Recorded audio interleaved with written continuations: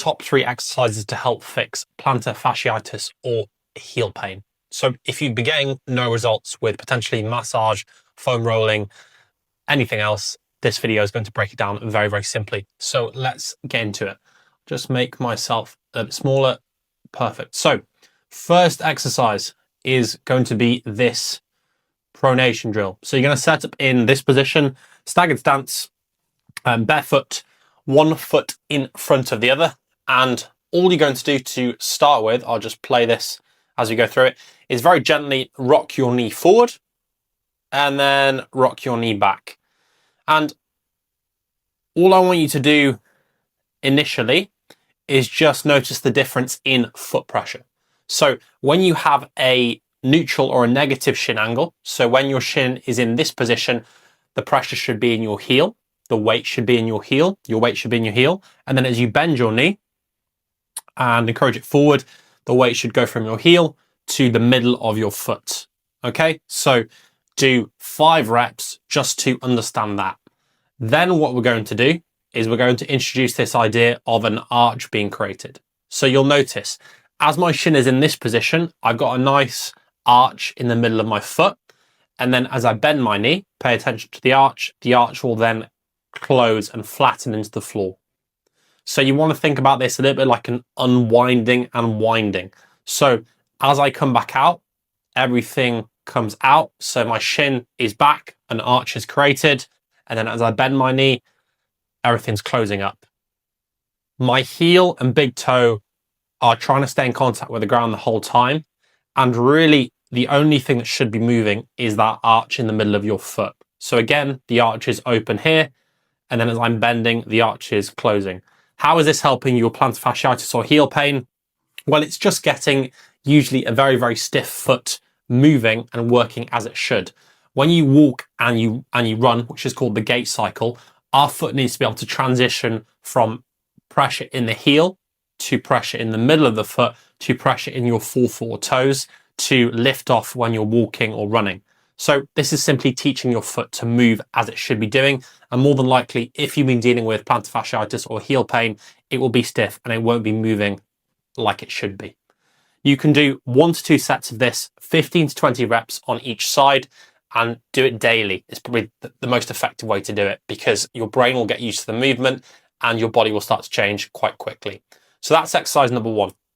Exercise number 2, kickstand hinge. So what we're looking to do here is get the rest of the lower body involved. Now I've got shoes on here. For plantar fasciitis or heel pain, go barefoot for this. So what you're going to do to set up is you're going to stand on one leg with a slight knee bend, and you're going to have one of your hands over your glute and the other hand coming across the body into your hip crease. You're then going to maintain that knee bend and you're going to get your weight into the middle of your foot, which you'll be familiar from the pronation exercise. Then from here, you're going to put your back foot down as a tripod. So just for support, so balance is the limiting factor. Then from here, you're going to hinge. What I mean by hinge is the only thing that's moving is your hips.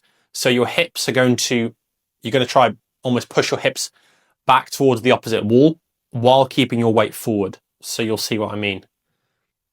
I'll just pause it in this position here. So you can see in this position, the heel on my front foot is actually off the ground slightly, credit card distance off the floor. I've got a really good stretch on that glute. I can feel that stretching and my weight is forward. My weight isn't back. So in this bottom position, I'm feeling a really, really big stretch on my glutes, not my hamstrings and not my lower back. If you're feeling it in your hamstrings, your weight is too far back. If you're feeling it in your lower back, more than likely you've hinged too much and you've started to round through your lower back. So again, I'll go through this again. Stand on one leg, small knee bend to get your weight forward into the middle of your foot. You don't lose that. Hand positioning, one hand into hip crease, one hand over the glute, and then you're hinging. Hips back, weight forward, hips back, weight forward. Always think about that in your head. Again, I want your weight to be that far forward that the heel of your front foot comes off the floor. This is not a deadlift or an RDL. So we're not getting the weight into our heels. The weight is into the middle of the foot or even further forward. And then once you get into this position, you're simply going to hold in this bottom position for 20 to 30 seconds for 2 to 3 sets on each side. So we're just really cooking the glutes in this bottom position. Again, if you're not feeling it in your glutes, usually your weight is too far back or you've hinged and rounded your back too much, okay? So the only thing that should be moving here to get into this position again is your hips. Why are we doing this exercise? Well, this is essentially connecting your foot to your calves, to your hamstrings, to your glutes. It's lighting up that whole chain in a movement that you need to be doing well, a hip hinge, and it's also improving your hip mobility at the same time. So it's just a really nice way to connect everything up with the foot.